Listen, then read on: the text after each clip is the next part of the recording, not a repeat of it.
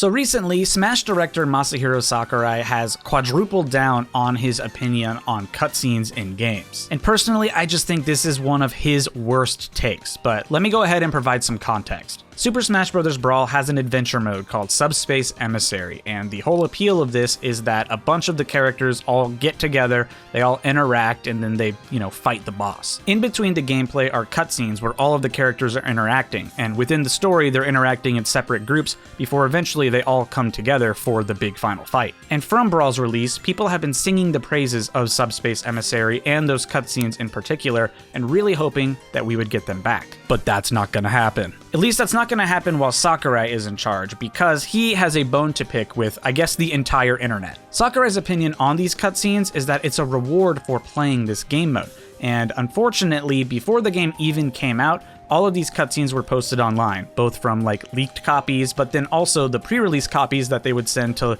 gaming outlets. And that just did not sit right with Sakurai, and he's been very adamant and vocal since Brawl's release that he won't include cutscenes in Smash games to the degree that he had in Brawl. Obviously, World of Light, for example, has some cutscenes, but Brawl just had way more, and the actual character interaction was much higher. There was actually a storyboard that had to be put together, rather than just a beginning cutscene and an ending cutscene. Now, I'm going to talk about my opinion on that in just a minute, but that decision did actually impact the Smash scene for the next few games in a very dramatic way. So the Subspace Emissary scenes were made using CGI, and it did take a lot of money and a lot of effort and resources to actually create those. So instead of using those resources and that money for cutscenes in the game, it was instead focused on character reveals. These are really of equal quality to the Subspace cutscenes, but they are dedicated for revealing a brand new fighter rather than being anything that is important for a story mode. So we got these reveal trailers instead of having any of this single player content. And honestly,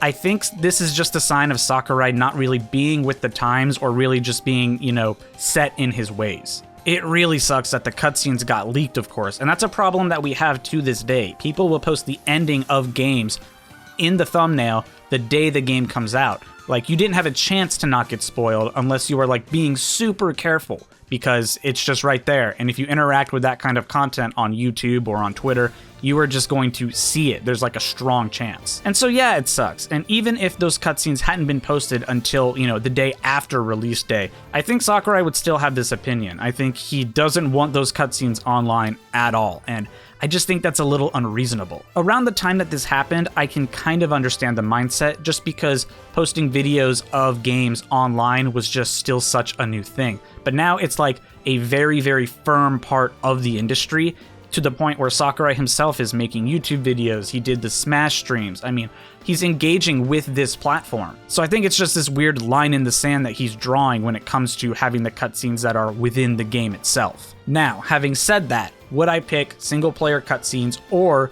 reveal trailers? I would 100% pick reveal trailers in a world where I can only pick one. These fighter reveal videos are just such monumental events in the gaming space. It feels like everyone stands still just for a second to go look and see who the next fighter was for Super Smash Bros. Half those people might not even own a Switch. Half might be a lot. But a ton of those people might not even really have an invested interest in Smash, but they're still gonna go look because it's a new Smash character. And I don't really think there's another game that does it like that. Character reveals are regularly trending every time one shows up, when it's a big name. And Steve famously crashed Twitter because he was revealed for Smash. Everyone knew Minecraft was in Smash, or at least they felt the impact of it because the servers went down. So of course, if I have to just pick one, I'm gonna stick with the reveal videos because they're just so impactful for the Smash Bros scene and just gaming as a whole. Plus, I just won't be able to go back. We can't go from these amazing CGI reveal videos to a tiny little blog post saying that Waluigi is a fighter in Smash. But I also think Sakurai is being very unreasonable, and reveal videos and cutscenes in the game can't coexist. Yeah, it sucks that that content is going to get posted online, but I don't think that a few bad actors should ruin the quality of a game for the entire rest of the community. So unless we get a brand new director for the next Smash game, I don't think that a Sakurai-led Smash game is going to have cutscenes, just because it seems like he's been carrying this chip on his shoulder for 15 years, and so I don't see 16 years changing anything. But yeah, cutscenes good, reveal trailers good, posting it all the day of, bad.